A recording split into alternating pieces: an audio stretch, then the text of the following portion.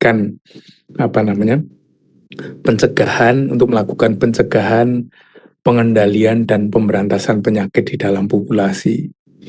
Maka kita ingat di kuliah awal itu ada 4 pertanyaan kunci di dalam ilmu epidemiologi.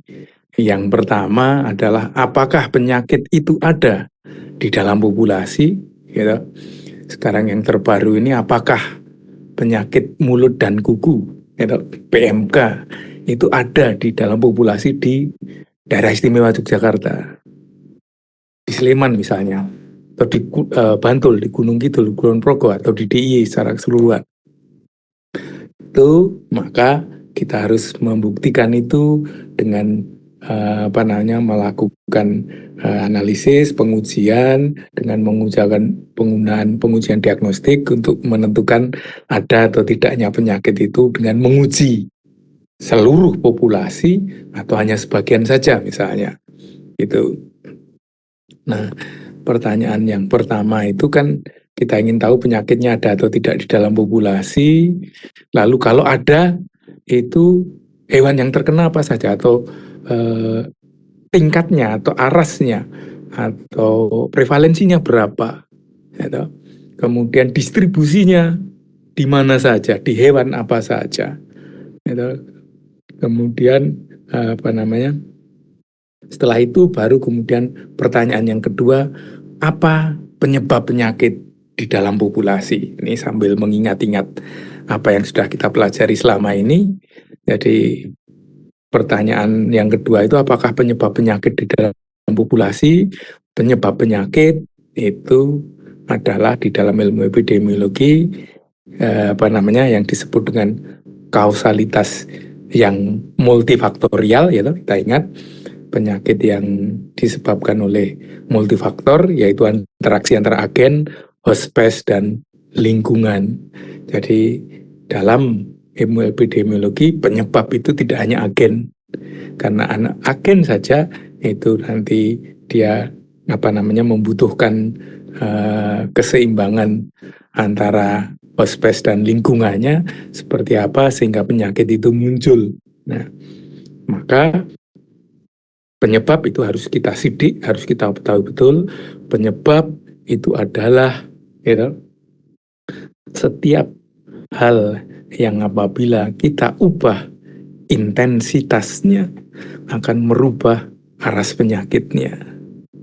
Misalnya, gitu, yang sederhana sekarang misalnya penyakit mulut dan kuku. Jawa Timur ada, misalnya Aceh ada kemarin, sekarang Yogyakarta ada misalnya, dibandingkan satu dengan yang lain. Kenapa di Jawa Timur lebih banyak?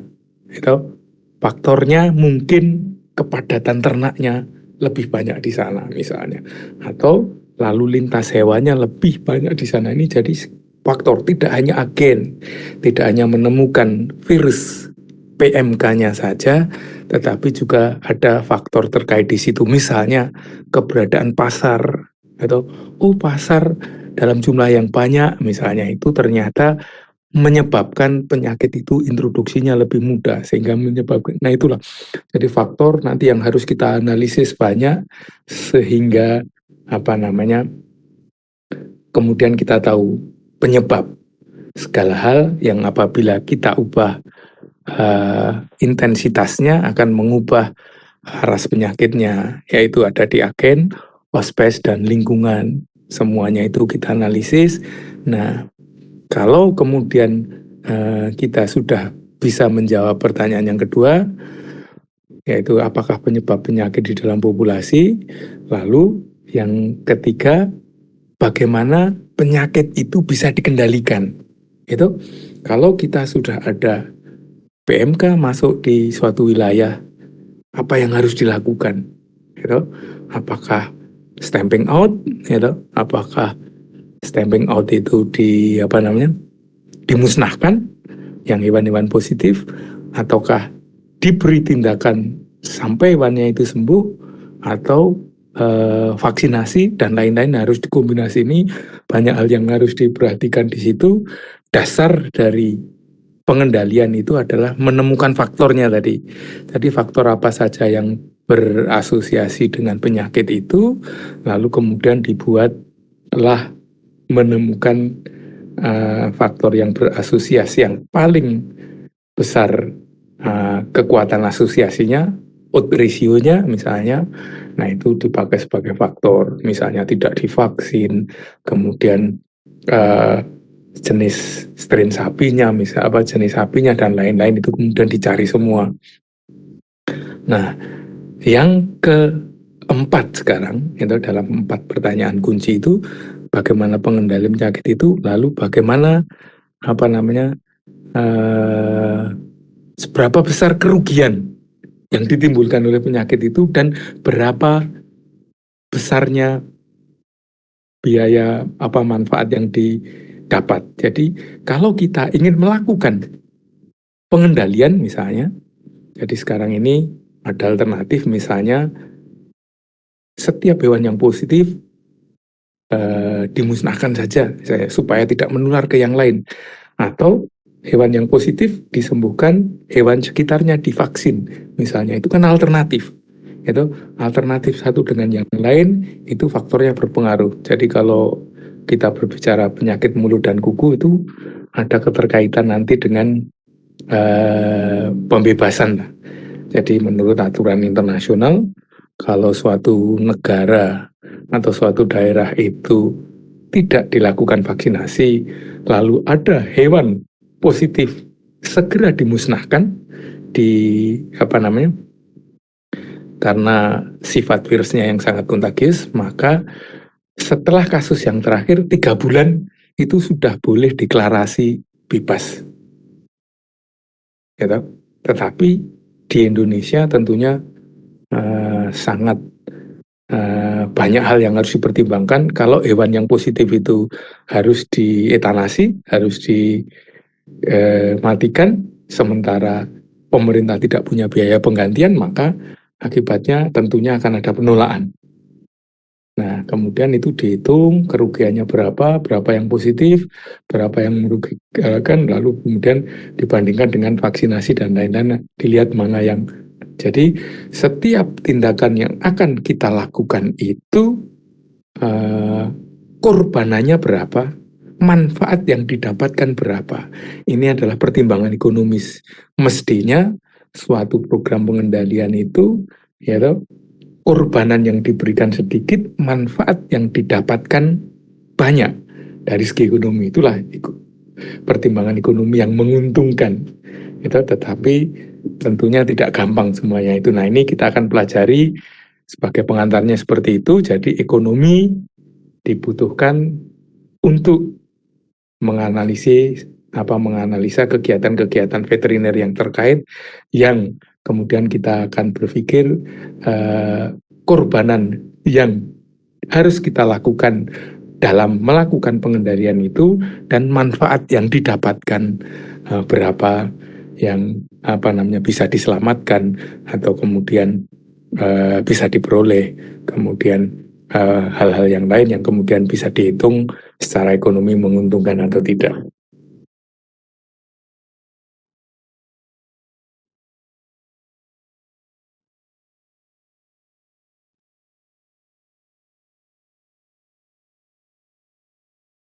Nah, ekonomi ini kita kenal, kalau kita berbicara tentang ekonomi itu ada 2, berdasarkan situasinya, itu ada ekonomi mikro dan ada ekonomi makro. Jadi kalau ilmu ekonomi yang mempelajari tindakan manusia secara individu dalam rangka memenuhi kebutuhan, aspek analisisnya, biaya, teori, dan lain, artinya levelnya kecil, ada di individu atau mungkin hanya pada tingkatan perusahaan itu saja atau peternakan itu saja, itu levelnya mikroekonomi. Tapi kalau sudah terkait dengan keterkaitan nasional, terkait dengan bangsa dan negara, maka ekonomi itu adalah ekonomi makro.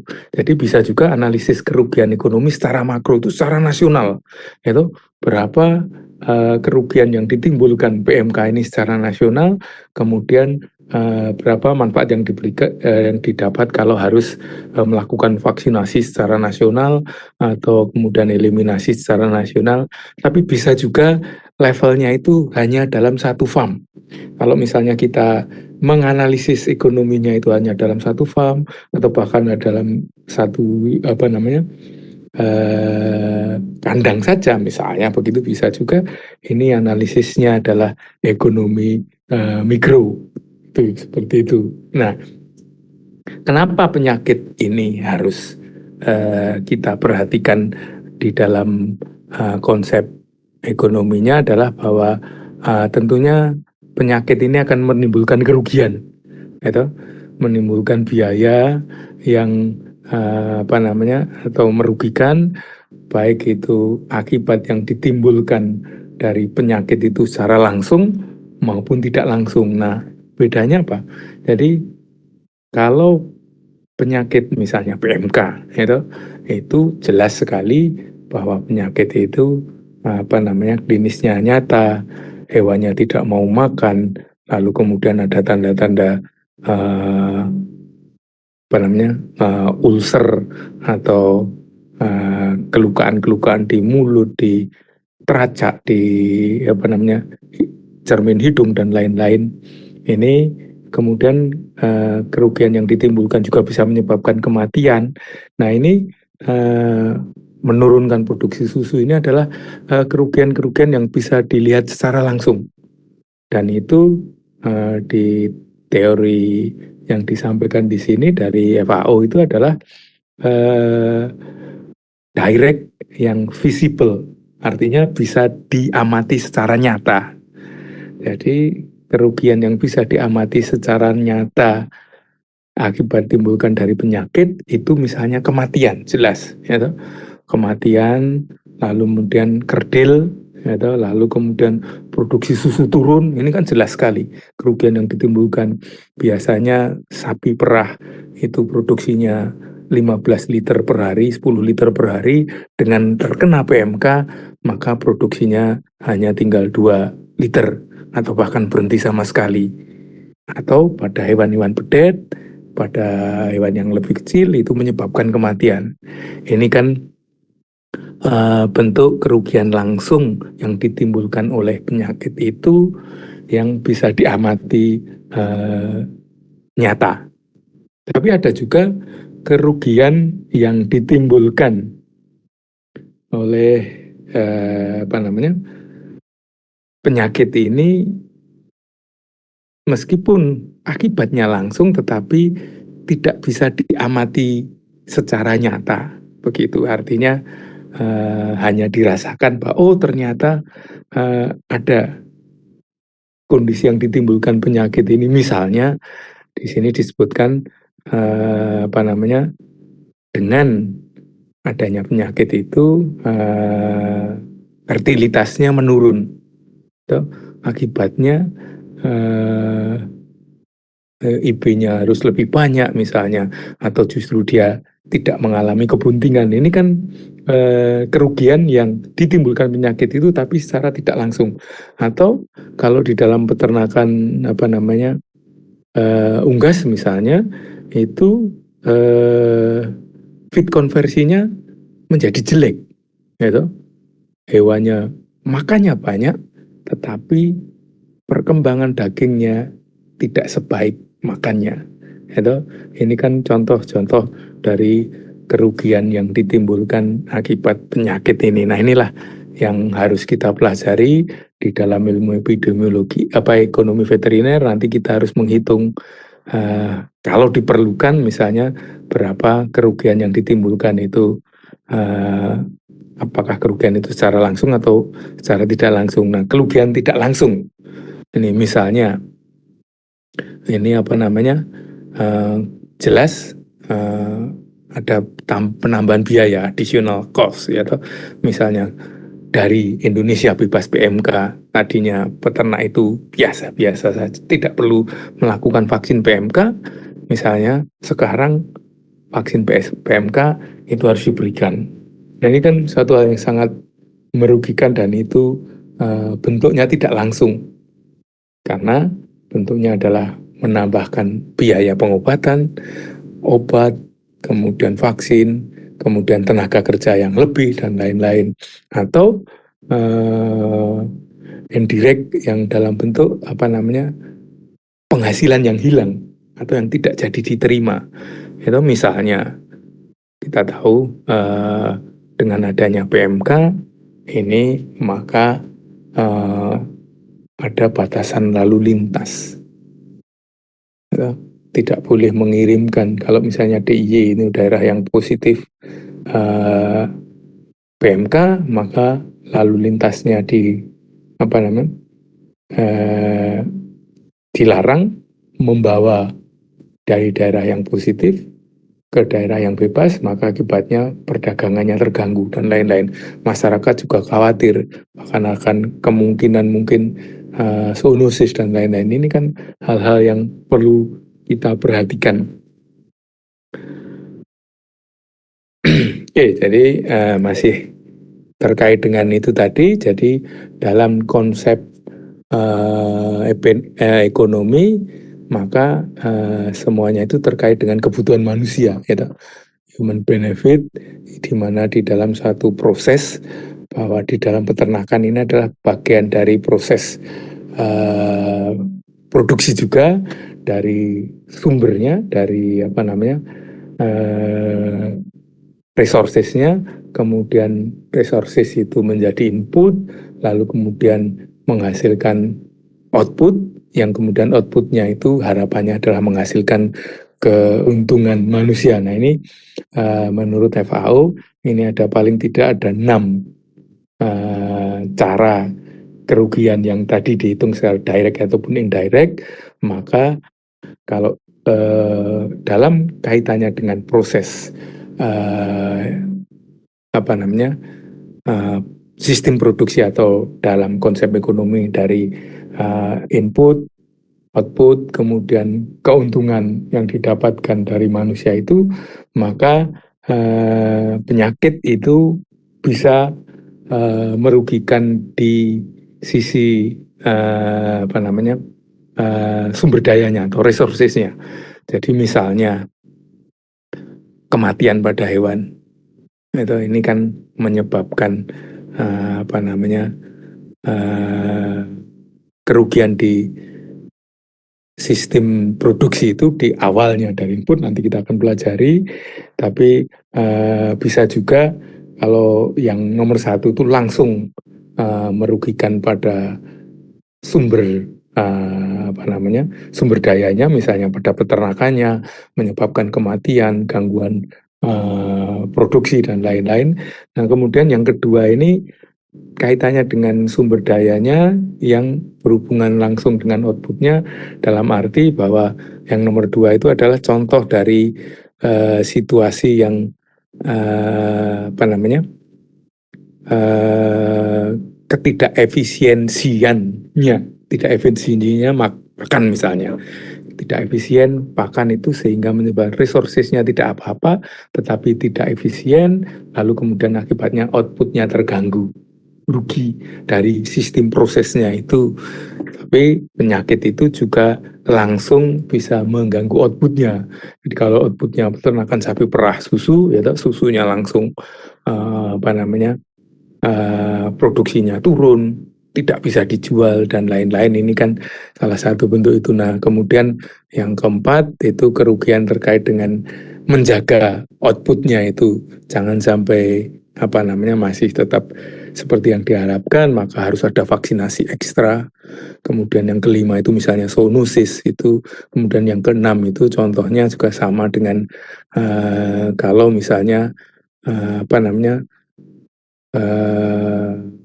ada batasan atau ada larangan akibat dari perdagangan, akibat dari wilayahnya positif, itulah yang kemudian menyebabkan penyakit itu terjadi.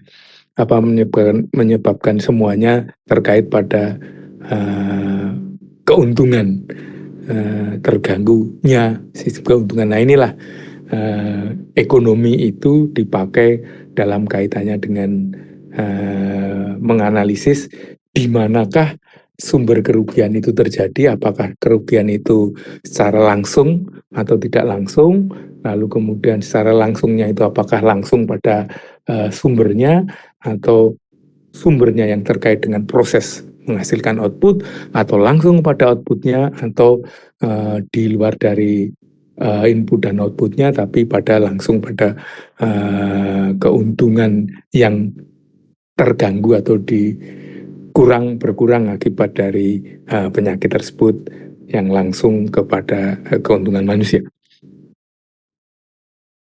Jadi ada 3 hal yang penting terkait dengan ekonomi, itu adalah menghitung kerugian ekonomi yang ditimbulkan akibat penyakit tersebut, ya. Jadi penyakitnya itu merugikannya dalam bentuk yang seperti apa, begitu. Lalu kemudian hal yang lain, bagaimana metode alternatif yang paling optimal jika ada individu atau populasi yang terkena penyakit itu, sehingga kemudian kalau ada alternatif tersebut, maka mana yang harus kita pilih, ya. Kita menentukan keuntungan dari program pengendalian penyakit tersebut dan terkait dengan manajemen kesehatan, maka kemudian harapannya kita akan bisa mendapatkan kita bisa menghitung kerugian penyakit, bisa menghitung alternatif metode penyakit itu, kemudian bagaimana keuntungan yang didapatkan atau resiko kehilangan yang bisa terjadi,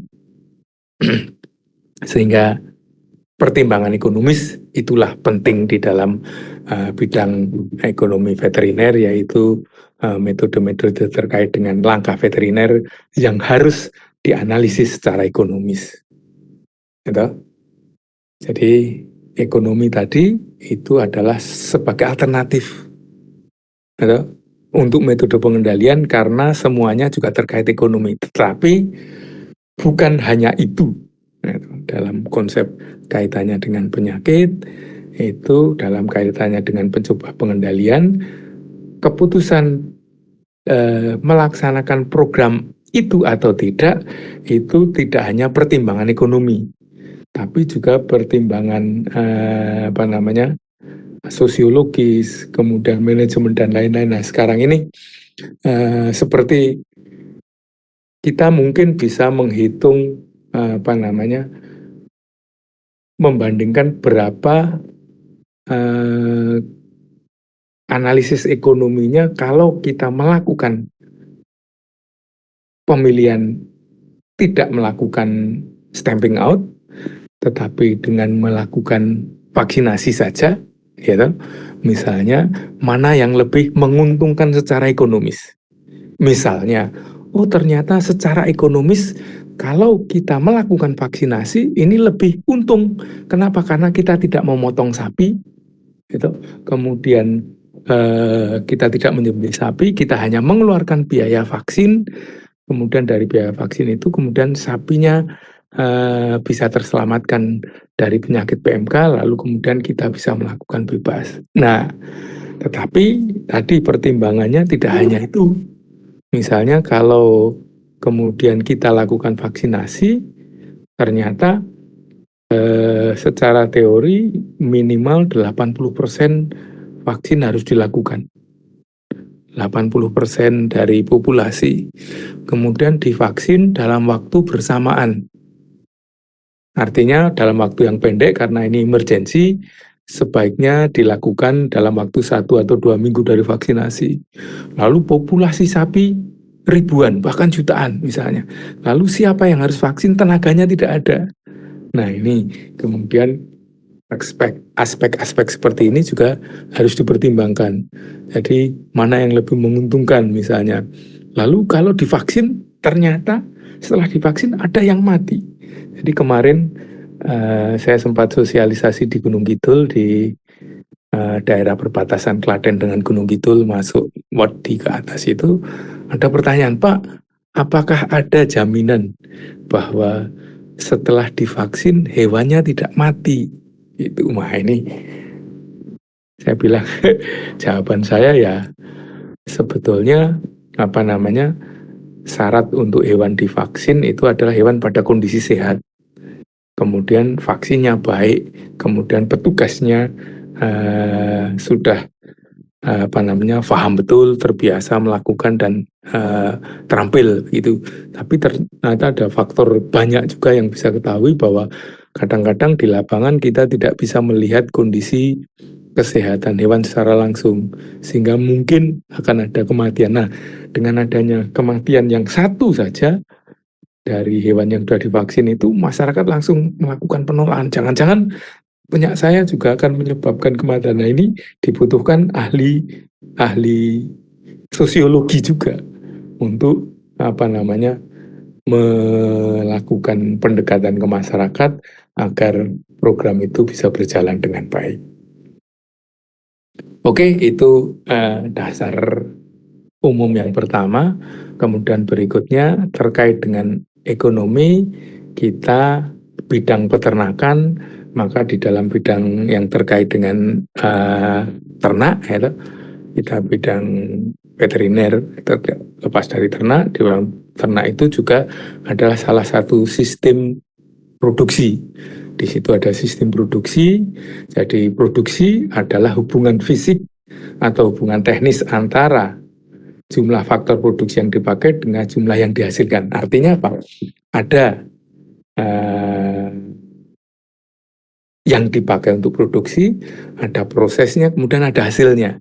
Jadi produksi itu melibatkan aktivitas menggunakan atau memasukkan barang dan jasa yang dinamakan input untuk memperoleh barang atau jasa lain yang dinamakan dengan output. Artinya bahwa di dalam sistem kesehatan hewan, dalam bidang terkait dengan peternakan, peternakan unggas, peternakan sapi perah, sapi potong, dan lain-lain, ini kan sebagai satu proses, ada proses yang dipakai, ada barang-barang atau jasa yang dipakai sebagai disebut dengan input, kemudian ada proses untuk menghasilkan output. Ada input, ada output. Lalu kemudian secara matematis ini adalah bagian dari fungsi sistem produksi.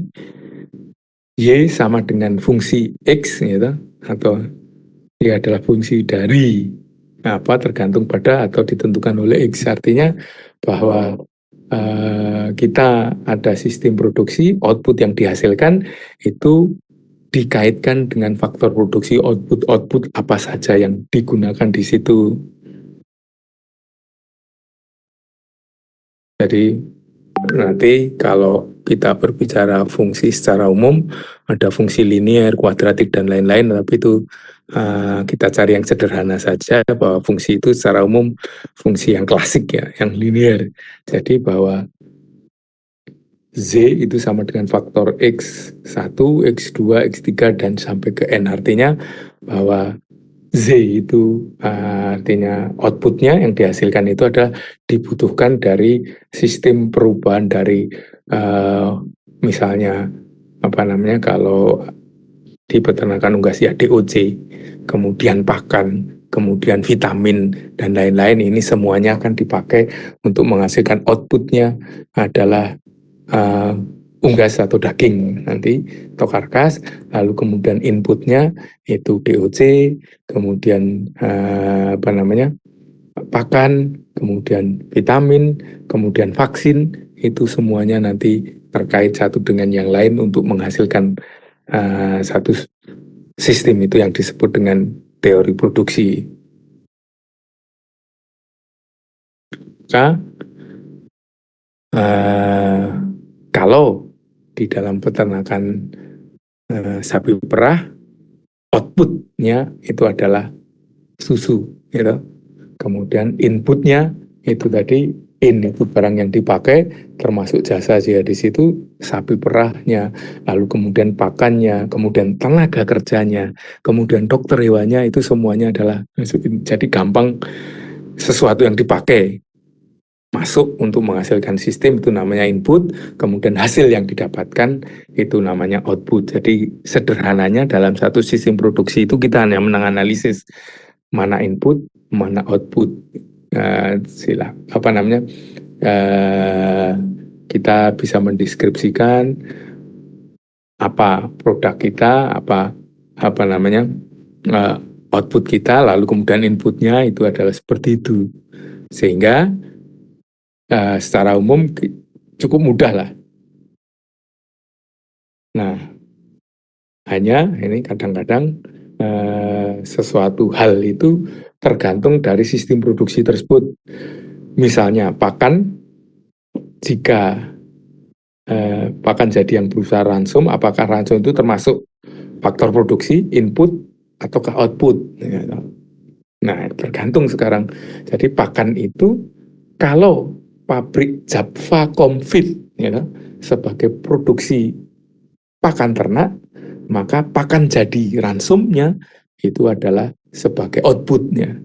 Kemudian inputnya nanti jagung, apa namanya bekatul, kemudian tepung tulang dan lain-lain itu sebagai produksi.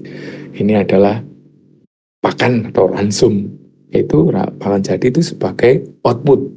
Tetapi kalau di dalam sistem peternakan sapi perah, sapi potong dan lain-lain, nah ransum pakan ini bisa kita kenal sebagai input. Gitu. Kenapa? Karena dia dimasukkan di dalam sistem produksi tersebut. Nah inilah. Jadi termasuk juga misalnya daging sapi. Gitu. Daging itu input atau output, produk atau output atau hasil. Gitu. Nah kalau misalnya uh,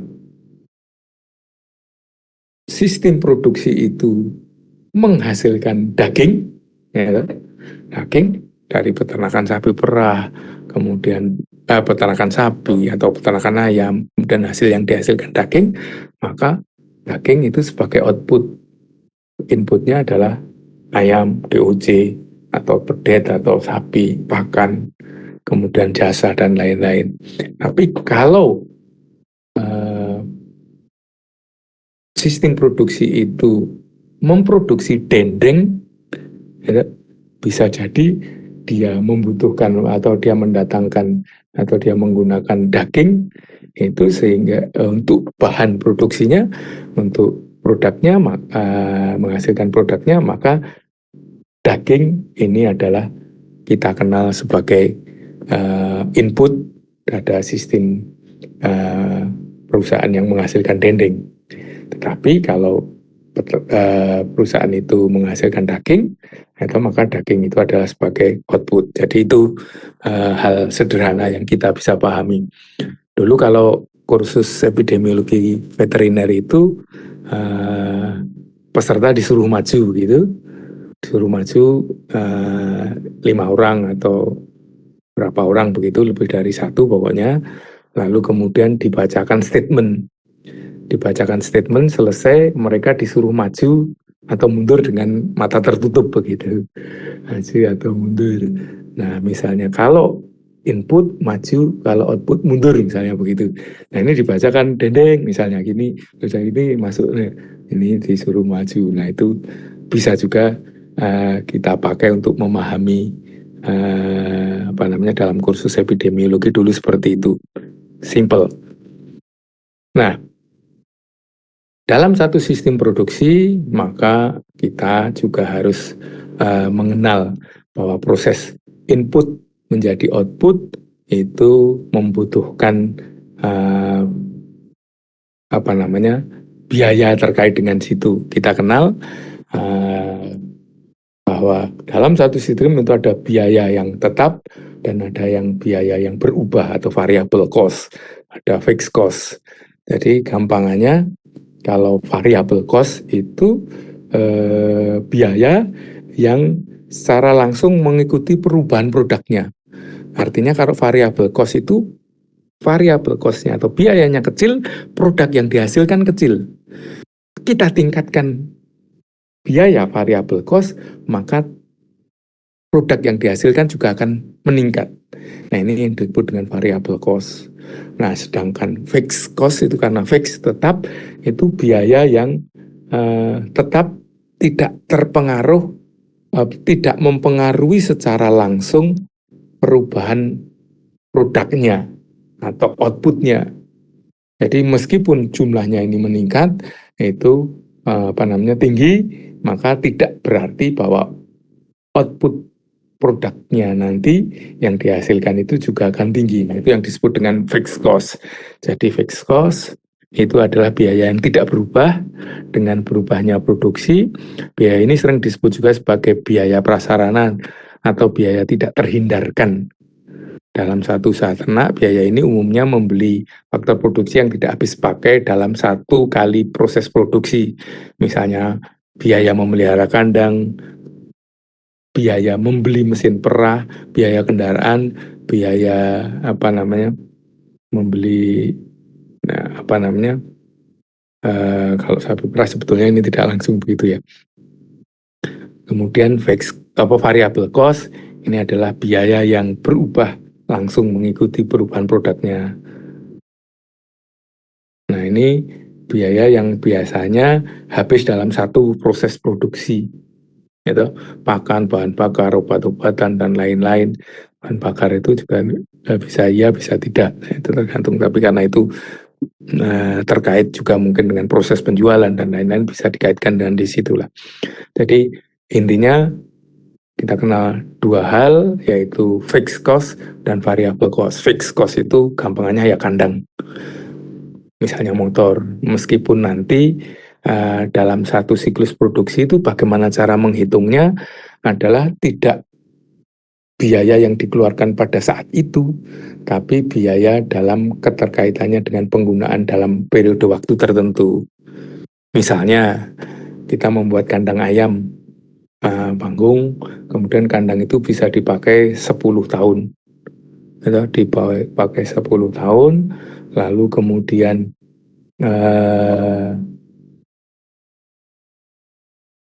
pada saat membuat kandang itu biayanya 10 juta misalnya. Lalu di akhir 10 tahun itu ternyata bisa dijual sisa-sisanya lah. Misalnya kayu-kayu yang tidak terpakai itu bisa dijual laku 1 juta misalnya. Berarti kan total yang dipakai hanya 9 juta.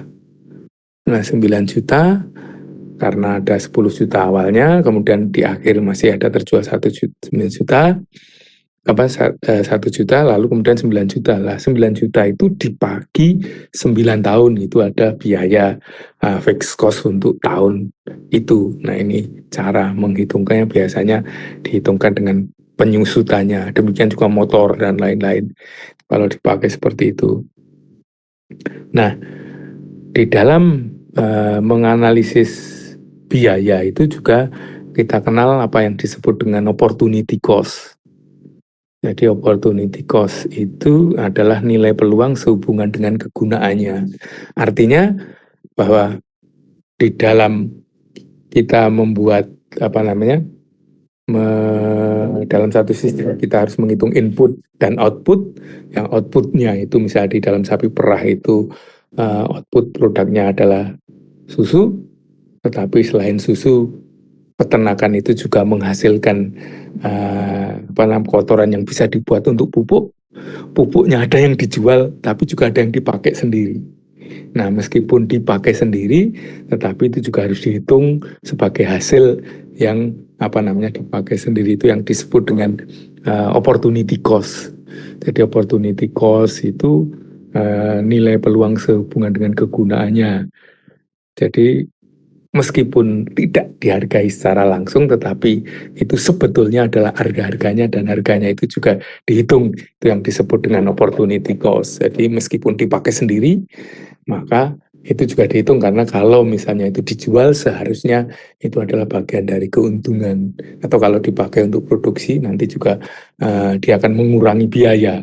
Nah, ini yang disebut dengan opportunity cost. Nah, jadi terkait dengan output, ini yang ke atas itu input sebetulnya, lalu kemudian fixed cost itu gambarannya rata setiap periode waktunya, kemudian variable cost itu akan meningkat sesuai dengan input yang dipakai meningkat, maka output yang dipakai juga akan meningkat. Maka dalam kaitannya dengan input dan output, kemudian ada fixed cost dan variable cost. Fixed cost itu biasanya adalah tadi tidak langsung berhubungan dengan produknya, variabel cost itu langsung berhubungan dengan produknya, maka ada yang disebut dengan break even point, titik di mana situasinya impas, tidak untung tidak rugi awalnya, karena biasanya dalam sistem peternakan itu tentunya awalnya akan merugi, rugi karena kita sudah melaksanakan aktivitas, belum ada hasil, maka sudah mengeluarkan biaya dulu, lalu baru begitu hasilnya ada, awalnya masih rugi, tapi kemudian lama-lama akan menjadi untung, dan itu keuntungan itu dilewati setelah masa break even point. Ini yang kira bisa dipahami lah. Lalu bagaimana dengan kalau penyakit itu ada terkait dengan output dan inputnya? Nah, ini jadi akibat dari penyakit, maka kalau kita menggunakan resources atau sumber yang tetap sama, hasilnya, outputnya akan lebih rendah. Ya. Atau kebalikannya, untuk mendapatkan output yang sama dengan kondisi sebelum sakit, maka diperlukan resources, diperlukan input yang lebih banyak. Itulah penyakit itu menyebabkan output yang dihasilkan lebih rendah, padahal input yang diberikan sama. Maka kalau kita ingin membuat hasilnya output yang sama, tentunya dibutuhkan input yang lebih banyak. Nah, inilah situasi yang mengharuskan kita menghitung secara ekonomis mana yang lebih menguntungkan, mana yang lebih merugikan dari berbagai proses perkembangan penyakit itu. Nah, bagaimana mengukur produktivitas tadi? Jadi, ukuran produktivitas itu bisa dihitung dari total produk, pada produk marginal, juga kita kenal kalau total produk itu adalah keseluruhan produk yang dihasilkan dari sejumlah faktor produksi, misalnya 1,96 kg konsentrat itu akan menghasilkan 1 kg daging broiler. Nah, itu berarti total produknya nanti kita sudah mengeluarkan 1,9 kg konsentrat, kita mendapatkan total produk sebesar 1 kg daging broiler misalnya. Tapi kita juga kenal yang disebut dengan penambahan jumlah produk sebagai akibat penambahan satu satuan faktor produksi, atau yang disebut dengan produk marginal. Jadi marginal produk itu adalah untuk menambahkan produksi produk tertentu, maka akibat penambahan itu akan menghasilkan berapa. Jadi misalnya produksi susu umumnya 8 liter per ekor per hari, untuk kita buat menjadi 12 liter per hari, maka dibutuhkan konsentrat 8 kilo per ekornya. Jadi kalau kita terbiasanya hanya dengan produk yang biasa, hasilnya adalah 8 kilo, maka kemudian kita tambahkan agar produknya menjadi 12 liter, itu ditambahkan 8 kg per ekor. Atau kita dengan menambah 4 liter itu kita butuh 8 kilo, atau untuk menambahkan 1 kilo itu kita dapat tambahan setengah liter, itu adalah sebagai produk marginalnya atau margin produknya. Dan kalau rata-ratanya itu adalah rata-rata produk yang dihasilkan setiap satuan faktor produksi yang dipakai. Jadi pada tingkat produksi 12 kg jumlah konsentrat dibutuhkan sebanyak 8 kg, maka produk rata-rata adalah 1,5 liter per kilogram. Jadi ada rata-rata produk total, ada produk marginal. Nah, di dalam sistem produksi itu kita kenal proses terkait dengan waktu, maka akan dihasilkan produk dari input yang digunakan.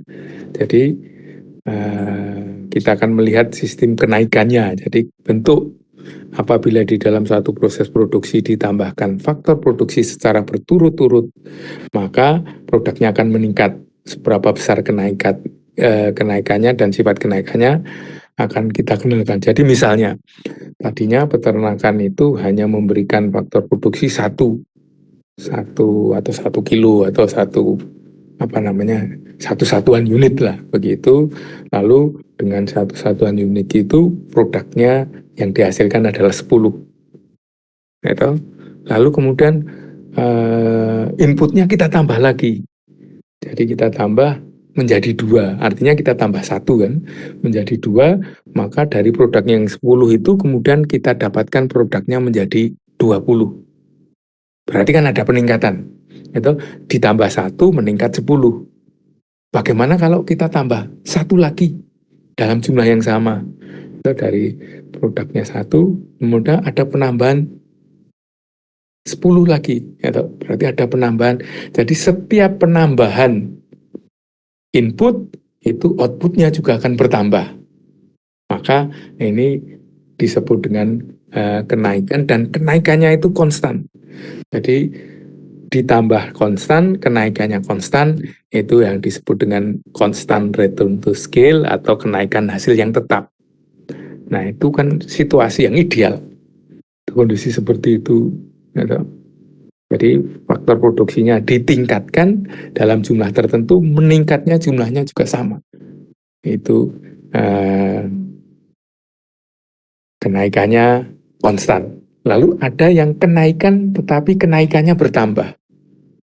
Jadi inputnya tetap 1. Awalnya produknya 10. Ini mungkin coba produk yang lain. Didapatkan inputnya ditambah menjadi 2. Ditambah 1 kan. Lalu ningkatnya tidak 20 tapi menjadi 25. Berarti peningkatannya kan 15. Ditambah 1 lagi, ditambah input yang konstan, peningkatannya menjadi tambah lagi, menjadi 45. Jadi peningkatannya menjadi 20. Betul? 20, lalu kemudian ditambah 1 lagi, 4, itu meningkatnya menjadi 25, 75. Jadi ada peningkatan yang meningkat. Betul? Yang disebut dengan increasing return. Betul? Kenaikan yang bertambah. Jadi apabila jadi dalam satu misalnya itu pakannya itu tadinya hanya 10 gram ditambah menjadi 10 gram lagi berarti 20 gram, dagingnya meningkat menjadi 20 misalnya. Lalu kemudian meningkat yang meningkat. Lalu ada juga situasinya yang berbeda. Kalau tadi yang pertama meningkat konsisten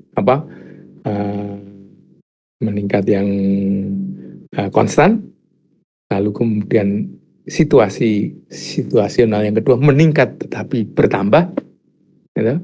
Apabila dalam satu sel produksi meningkat menambah, tetapi kebalikan atau situasi yang ketiga itu ada kenaikan yang berkurang, gitu. Kenaikan tapi berkurang.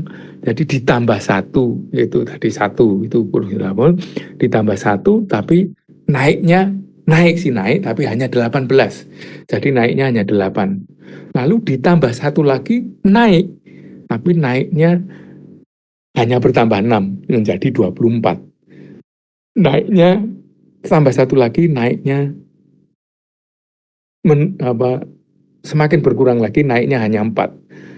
Itu situasi kenaikan ini yang disebut dengan kenaikan yang berkurang atau decreasing return. Jadi ada situasi naik yang konsisten atau konstan, naik yang meningkat, dan naik yang menurun.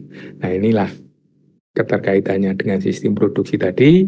Lalu dalam situasi yang nyata itu biasanya kombinasi antara kenaikan hasil bertambah dengan kenaikan yang berkurang itu yang secara umum dapat dikatakan bahwa apabila menggunakan faktor produksi variabel relatif masih sedikit dipergunakan dibandingkan dengan penggunaan faktor produksi tetapnya, akan terjadi kenaikan hasil yang bertambah. Jadi increasing return, dan sebaiknya bila penggunaan faktor produksi variabel relatif lebih besar dibandingkan dengan faktor produksi tetapnya, akan terjadi kenaikan yang berkurang. Nah, kombinasi ini uh, umum terjadi di dalam bidang peternakan itu yang seperti ini, yang disebut dengan hukum kenaikan yang semakin berkurang atau disebut dengan hukum law of diminishing return. Gitu. Hukum kenaikan yang bertambah dalam peternakan itu sistem produksinya umumnya akan seperti itu awalnya, karena produksinya produknya masih sedikit, situasinya masih bagus, artinya ditambah dalam jumlah yang kecil, tetapi kemudian akan bertambah dan jumlahnya meningkat. Kemudian ditambah lagi, kemudian akan suatu saat akan mengalami kenaikan yang bertambah, tetapi pada titik akan menemukan titik balik, kemudian kenaikannya yang semakin berkurang. Itu bahkan kemudian di akhirnya akan berkurang, yang disebut dengan hukum law of diminishing return, yaitu dalam suatu proses produksi apabila secara berturut-turut ditambahkan satu satuan faktor produksi variabel pada faktor produksi tetap, maka pada tahap awal, ingat pada tahap awal produksi total akan bertambah dengan pertambahan yang semakin besar, tetapi sampai pada tingkat tertentu pertambahannya akan semakin berkurang dan akhirnya mencapai nilai yang negatif. Dan ini mengakibatkan pertambahan produksi total semakin kecil sampai mencapai produksi maksimal dan kemudian produksinya total akan menurun. Itulah yang disebut dengan law of diminishing return. Jadi dalam pertanian, produk pertanian dan juga peternakan, hukum ini diyakini umum terjadi, sehingga dalam peternakan itu kita harus mikir betul mana yang kapan saat itu ditambahkan semakin meningkat, tapi kemudian ditambahkan semakin menurun dan sampai situasi produksinya atau situasinya yang justru akan negatif ditambahkan terus, maka justru akan produknya akan berkurang. Jadi contohnya ini adalah faktor produksi, kemudian produknya selalu ditambah satu. Jadi pada penambahan yang pertama itu pada faktor produksi yang pertama produknya hanya 20, kemudian ditambah satu lagi faktor produksinya itu akan meningkat menjadi 50, berarti peningkatannya akan 30, lalu kemudian ditambah satu lagi itu meningkat menjadi 90, berarti ada peningkatan sebanyak 40 dari 30, lalu kemudian 100 ditambah yang keempat menjadi 140 sehingga menjadi 50, maka ada peningkatan. Lalu kemudian ditambah lagi, itu produknya masih tetap meningkat, tetapi produknya akan peningkatannya akan produk marginalnya sudah akan menurun dari 50 menjadi 40, menjadi 30, menjadi 32, dan akhirnya menjadi negatif, berkurang. Nah inilah saat atau hukum yang secara umum di bidang peternakan dan pertanian, bahwa dalam satu sistem produksi itu kita mengenal adanya hukum yang disebut dengan law of diminishing return, hukum kenaikan yang semakin berkurang. Jadi ini penambahan terus-menerus, faktor produksi menyebabkan total produk meningkat, itu tadi, lalu mula-mula kenaikan bertambah, lalu kemudian produk total mencapai titik balik atau inflection point, yaitu produk marginalnya mencapai maksimum X4, MB, lalu sesudah balik marginalnya akan berkurang, menurun, lalu pada tingkat tertentu justru produk marginalnya tidak ada, nol, kemudian bahkan sampai pada minimum. Nah ini yang disebut dengan law of diminishing return. Oke, ini pemahaman yang kedua tentang ilmu ekonomi veteriner. Tidak perlu dipikirkan banget ya, karena mungkin nanti kita tidak paham itu, tapi ini sekedar pengetahuan dalam menilai satu sistem produksi ada unsur yang seperti itu. Nah kemudian sekarang kita mencoba memperkenalkan metode analisis ekonomi yang terkait dengan kejadian penyakit, yaitu yang kita kenal yang pertama itu dengan partial farm budgeting. Partial farm budgeting ini adalah bentuk analisis yang juga disebut dengan partial profit budget. Bentuknya sederhana, tabulasi dari tambahan nilai yang diharapkan dan kerugian yang ditimbulkan akibat suatu perubahan dalam sistem usaha tani. Misalnya introduksi jenis pakan, penggunaan pupuk organik, aplikasi penggunaan alat, dan lain-lain. Metode ini mendapatkan keseimbangan antara tambahan nilai atau keuntungan yang diperoleh dengan kegiatan atau biaya yang ditimbulkan jika keputusan untuk mengubah atau mengambil. Metode ini sangat sederhana dan mudah digunakan dalam memberikan informasi terkait dengan keuntungan dan biaya akibat dari suatu perubahan. Artinya, sistem peternakan tadi kan satu sistem produksi. Lalu kemudian kita ingin mengubah sedikit perubahan-perubahan yang mungkin terjadi karena kita khawatir misalnya ini akan tertular PMK dan lain-lain, lalu kemudian kita buat. Maka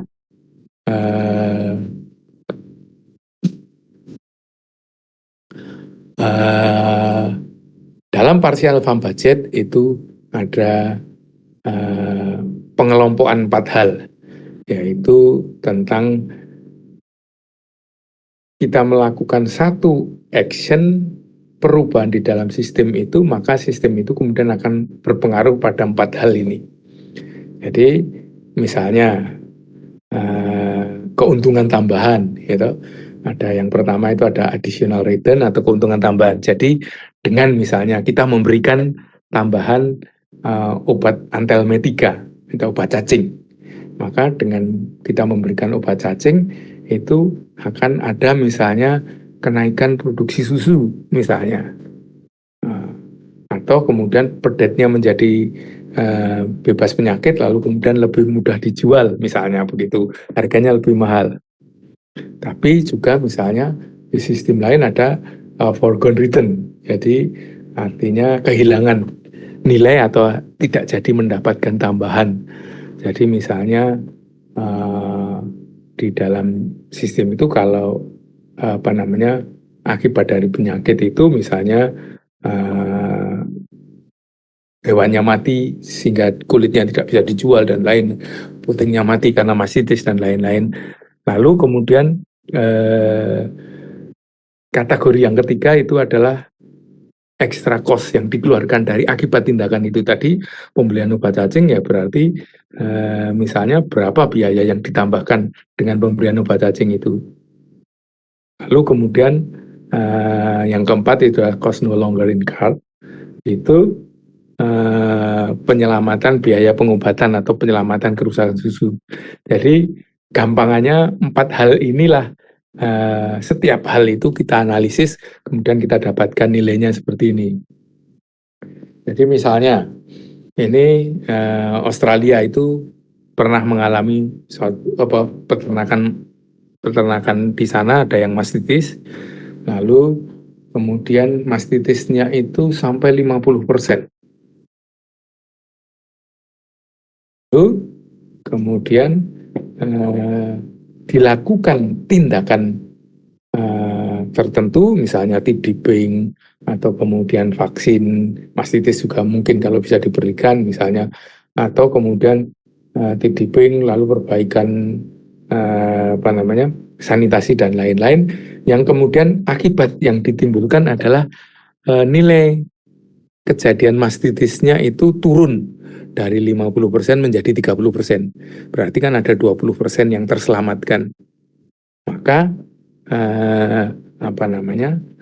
ini contohnya ada additional return-nya segitu, foregone return-nya segitu, extra cost-nya segitu, cost no longer incurred segitu, lalu kemudian 1 dan 4 itu fungsinya positif, itu ada additional return, ada tambahan yang diuntungkan, lalu kemudian yang terselamatkan, lalu kemudian biaya ekstra dan kemudian kerugian yang ditimbulkan itu apa, maka kemudian kita akan bisa dapatkan bahwa dengan program itu secara sederhana analisisnya adalah menguntungkan secara ekonomis.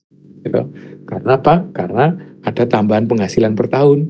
Dengan tindakan yang kita lakukan, mastitisnya tadi turun dari 50% menjadi 30%, biaya yang dikeluarkan kita ketahui, produk yang diuntungkan dengan ini ketahui, dihitung itu, didapatkan, oh ya, program ini secara ekonomis menguntungkan. Hanya satu kesimpulannya, secara ekonomis. Nanti tinggal prakteknya seperti apa. Nah, yang kedua itu gross margin analysis. Gross margin analysis itu mirip juga. Ini adalah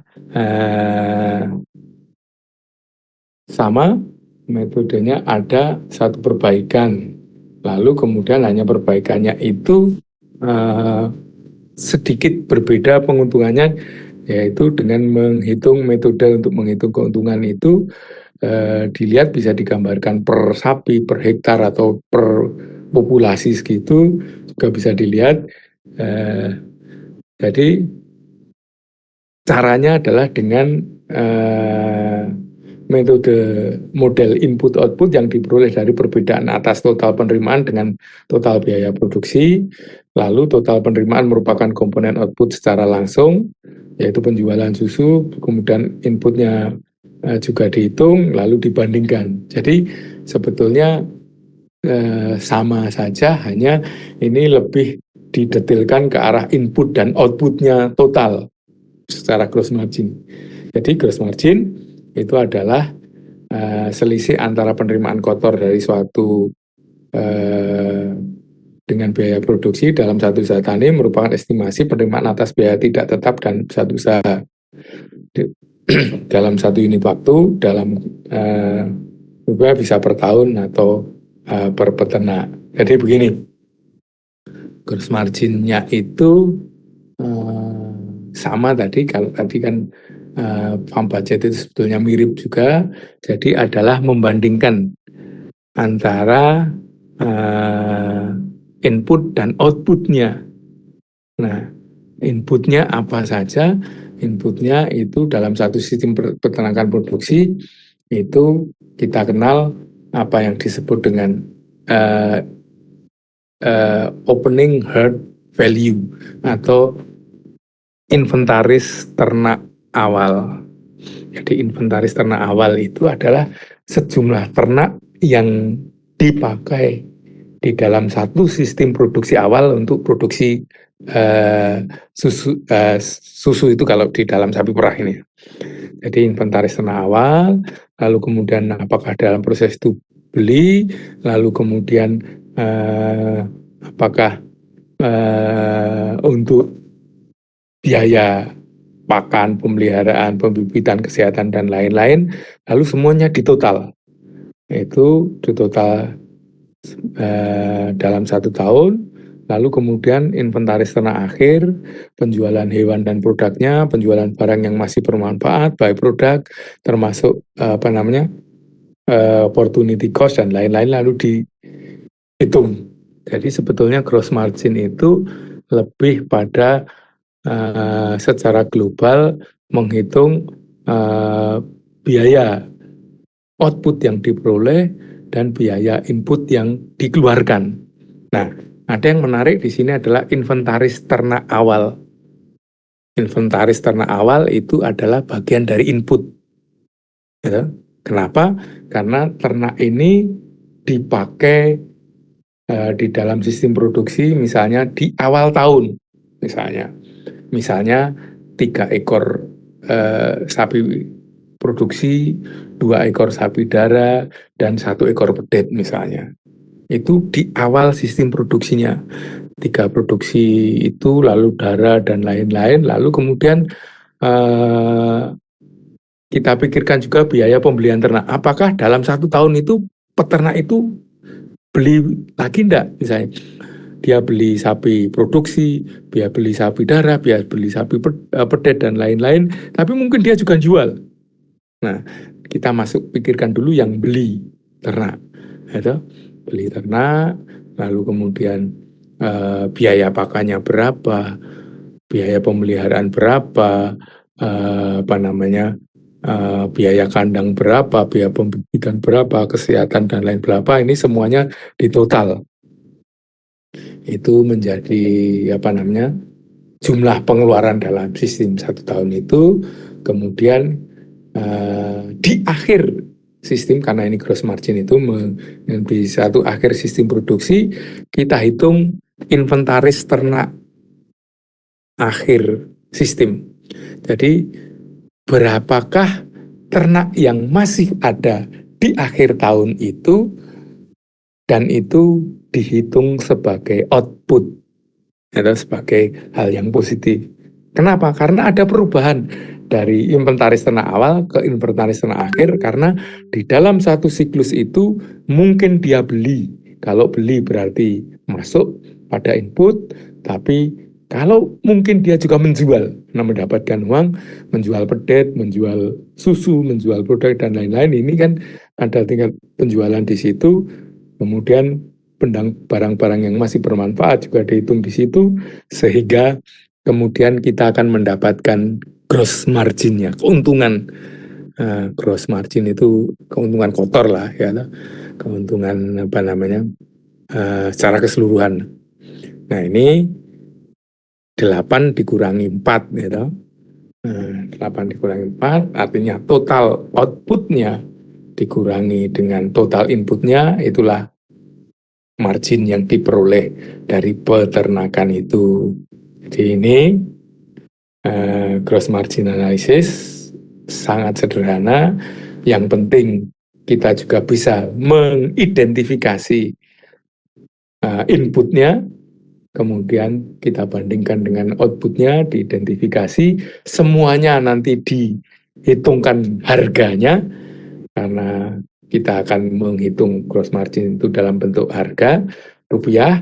Misalnya ternak itu nanti dihitung pedet itu harganya berapa, kemudian sapi darah itu berapa, sapi produksi itu berapa, susu itu dijual per liternya berapa, semuanya itu ada harganya, harga pasar yang bisa kita pakai, maka kita bisa menghitung margin dari sistem peternakan itu, dari sistem produksi itu, apakah secara ekonomis menguntungkan atau tidak. Itu oke. Yang terakhir ini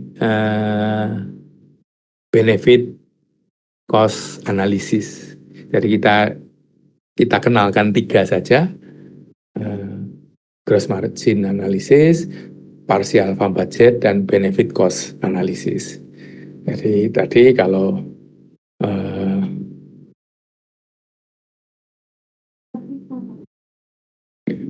ya,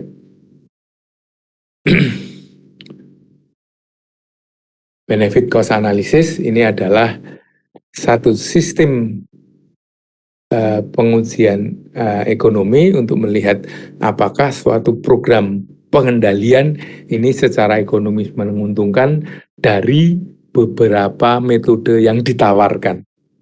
Jadi kata kuncinya bahwa identifikasi benefit cost analysis ini adalah tindakan yang dilakukan dengan alternatifnya lebih daripada satu, dan unitnya tahunnya lebih dari 1 tahun, artinya dalam waktu yang panjang. Jadi kalau gross margin tadi dalam 1 unit produksi, kalau partial farm budgeting tadi dalam 1 unit produksi ada perubahan, gitu. Lalu kalau benefit cost analysis ini adalah kalau kita memiliki beberapa alternatif pengendalian, kemudian alternatif itu kita bandingkan secara ekonomi mana yang lebih menguntungkan. Maka misalnya penyakit itu kan tanpa vaksinasi prevalensinya mungkin akan endemis terus. Lalu kalau divaksin penyakitnya akan menurun. Tapi apakah penurunan penyakit itu menjadi sedikit itu kemudian secara ekonomi menguntungkan? Nah, berapa lama dia program itu dilaksanakan, itu akan kita nilai. Jadi ada perbedaan sedikit yang lebih kompleks di dalam benefit cost analysis itu, di mana kita ini akan menyetarakan nilai dengan karena program pengendalian benefit cost analysis itu dilaksanakan lebih dari 1 tahun, maka evaluasinya di awal tahun itu kemudian harga-harga itu disetarakan dengan nilai sekarang. Jadi ada 2 cara penyetaraan uang itu, dengan cara compounding dan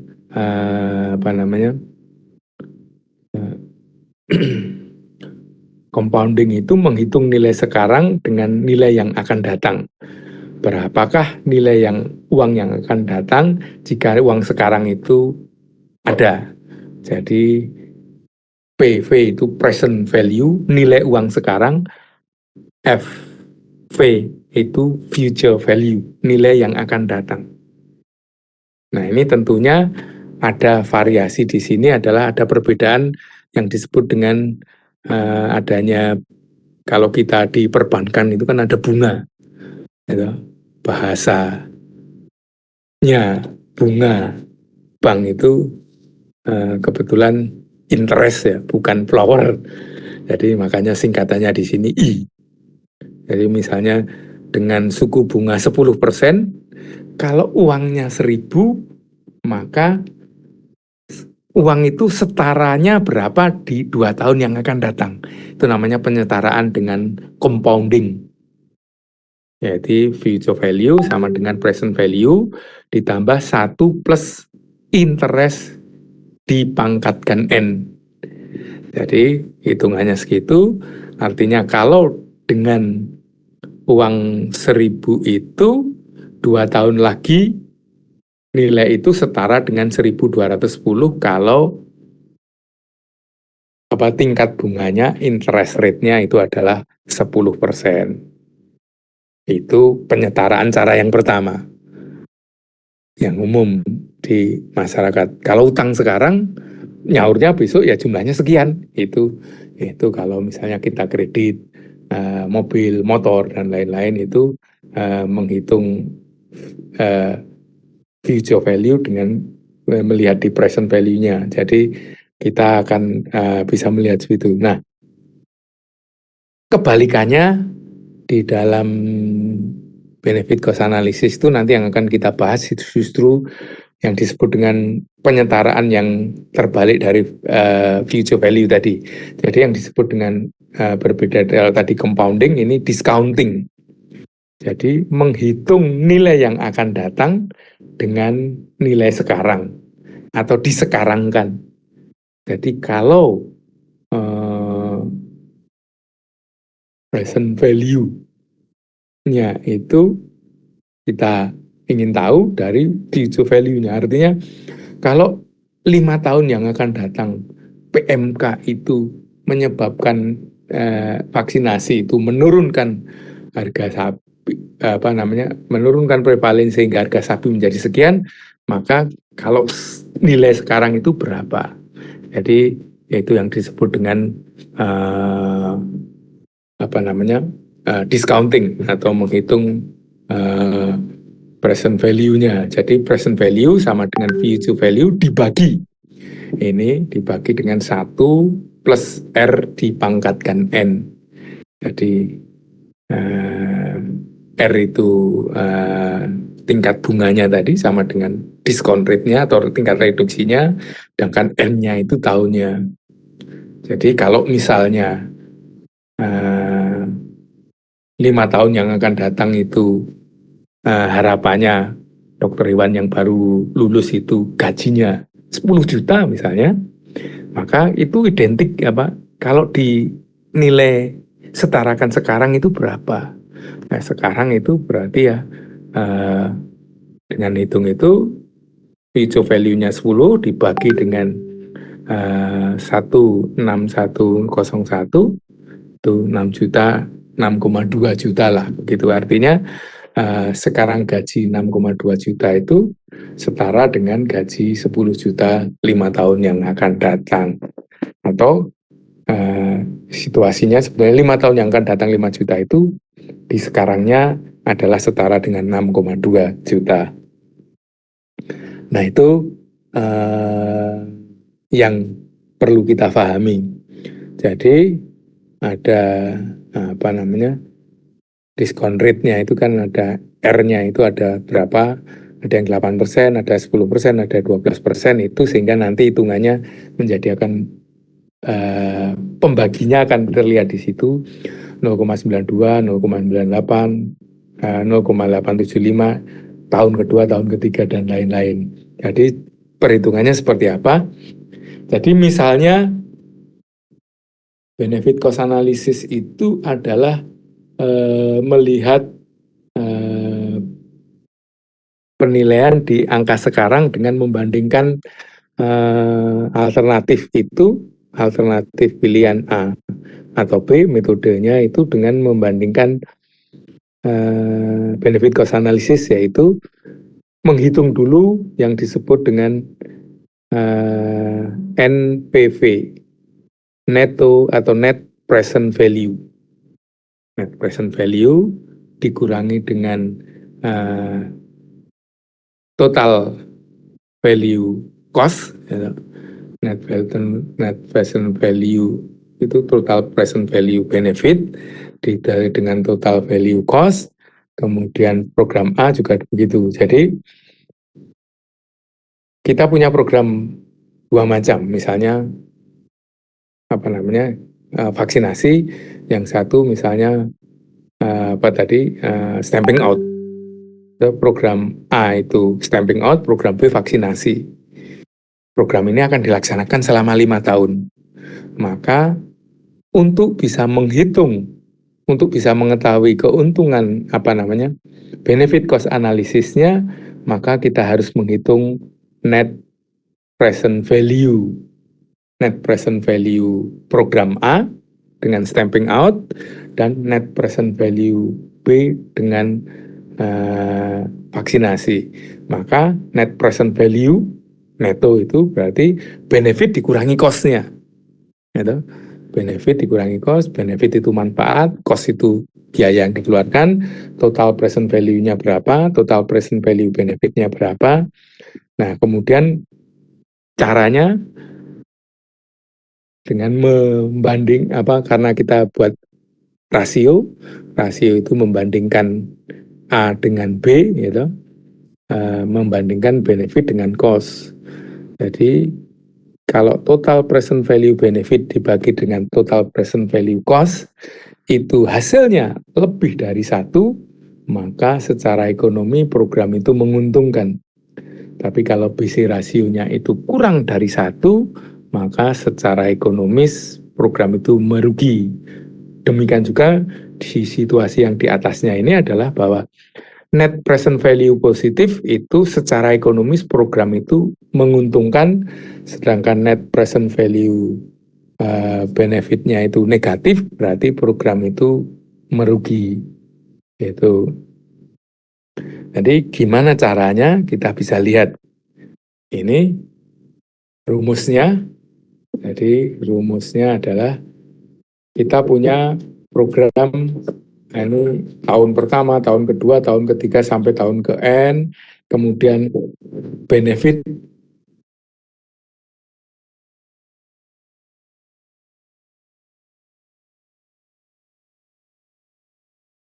ada benefit dan ada cost. Jadi program itu di tahun pertama keuntungannya berapa rupiah, di tahun kedua keuntungannya berapa rupiah, di tahun ketiga keuntungannya berapa rupiah, di tahun ke N sampai begitu. Demikian juga cost atau biaya yang dikeluarkan untuk program yang tahun pertama itu berapa, tahun kedua berapa, tahun ketiga berapa, tahun keempat berapa, tahun ke N berapa, yang semuanya itu disetarakan, di present value kan dengan dengan 1 plus R pangkat N itu.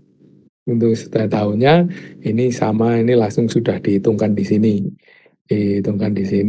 Jadi di tahun pertama benefitnya itu berarti keuntungannya dalam rupiah dikalikan dengan faktor present value-nya di tahun pertama, cost-nya juga berapa, lalu kemudian semuanya itu dijumlahkan, itu kita dapat yang disebut dengan total present value benefit. Gitu. Kemudian demikian juga cost-nya tahun pertama, kedua berapa yang sudah disetarakan, di total semuanya disebut dengan total present value cost. Maka kemudiannya ini dibandingkan. Jadi gampangannya seperti itu. Jadi ini ada dua program A dan B dengan tingkat diskonnya, diskon rate-nya itu 10%. Kemudian program ini dilaksanakan separa 10 tahun, gitu, di mana program tahun pertama itu benefitnya 250, 500, 500, itu kemudian cost-nya ini biayanya karena ini program ini hanya dijalankan selama 3 tahun. 3 tahun pertama mengeluarkan 500, tahun kedua 1000, tahun kedua 500. Program yang kedua berbeda. Jadi program yang kedua ini dilaksanakan secara selama 4 tahun, gitu, dilaksanakan 4 tahun, di mana programnya setiap tahunnya sama 500, 500, 500. Nah, ini hanya berbeda. Lalu benefitnya ini tahun pertama ini sudah ada, tapi program B tahun pertama benefitnya belum ada. Nah, ini kemudian benefit totalnya. Nah, ini semuanya di present value kan. Di present value kan hasilnya, maka akan didapatkan present value-nya itu benefit itu 2638,38, kemudian total value cost-nya itu 165660, kemudian total value cost-nya program A dan B seperti itu, sehingga kita bisa lihat di sini bahwa dua program ini secara ekonomis menguntungkan. Kenapa? Karena net present value-nya positif semua. Gitu. Ini kan tadi di sini bahwa suatu program itu kalau net present value positif berarti secara ekonomi menguntungkan. Kalau negatif merugikan. Nah, jadi dua program ini, baik program A dan program B yang dilaksanakan selama 10 tahun, sama-sama memberi keuntungan ekonomi atau secara ekonomis menguntungkan. Karena dari mana? Dari net present value-nya semuanya positif. Lalu mana yang lebih baik? Yang lebih baik adalah kalau secara ekonomi nilai benefit cost rasionya lebih tinggi. Jadi program program A ini benefit cost ratio ini dibagi ini, ya, benefit dibagi cost itu ketemunya 1,56. Di sini benefit dibagi cost ketemunya 1,41.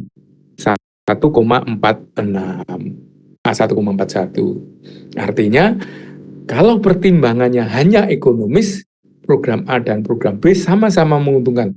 Mana yang dipilih? Ya dipilih yang A kalau pertimbangannya hanya ekonomi. Ya. Tetapi pertimbangan itu tidak hanya pertimbangan ekonomi, tadi pertimbangan itu juga teknis dan lain-lain yang diperhatikan yang lain. Tapi ini adalah indikator. Jadi ini yang paling penting di dalam ilmu epidemiologi veteriner. Kita menganalisis penyakit dengan mengetahui penyakit-penyakit itu akan menyebabkan kerugian baik direct maupun indirect, bentuknya seperti apa, bagaimana cara menghitungnya dianggap sebagai satu sistem produksi, gitu.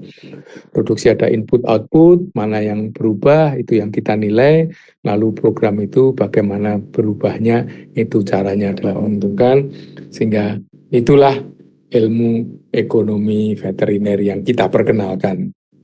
Oke, dari saya materinya itu silahkan kalau ada hal-hal yang ingin ditanyakan. Masih ada waktu ya 10 menit lah. 10 menit silahkan kalau ada yang ingin bertanya. Tidak harus ekonomi veteriner, apa saja terkait dengan ekonomi, apa-apa saja terkait dengan epidemiologi, Saya akan jawab kalau saya bisa, nanti kalau tidak bisa ya kita bisa diskusi dengan Dr. Widakto, Prof. Bambang maupun Dr. Ison. Oke, silakan kalau ada pertanyaan.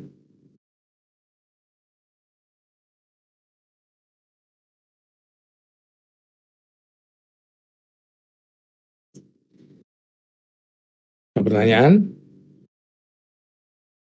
Silakan, boleh bertanya epidemi secara umum atau spesifik pada ekonomi ini, atau kalau tertarik dengan PMK korban bolehlah, monggo silakan, ini hari terakhir kuliah epidemiologi veteriner.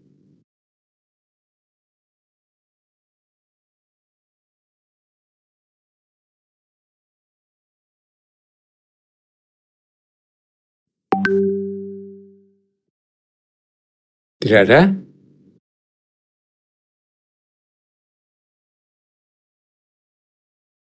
Dari saya belum ada, dokter. Oke, ya udah. Oke, kalau sudah tidak ada ya sudah. Jadi pertemuan hari ini kita akhiri. Mudah-mudahan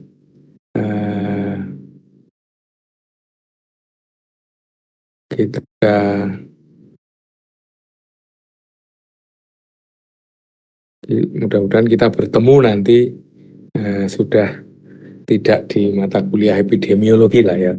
Jadi ketemu lagi di kuliah zoonosis atau bahkan di koas, jangan lagi ketemu di kuliah epidemiologi dan ekonomi veteriner, karena harapannya semua lulus lah, semua tidak perlu ada yang mengulang. Oke, kita akhiri. Billahi taufik wal hidayah. Assalamualaikum warahmatullahi wabarakatuh. Selamat siang. Semoga semuanya tetap sehat. Terima kasih. Terima kasih, dok. Semoga sehat selalu.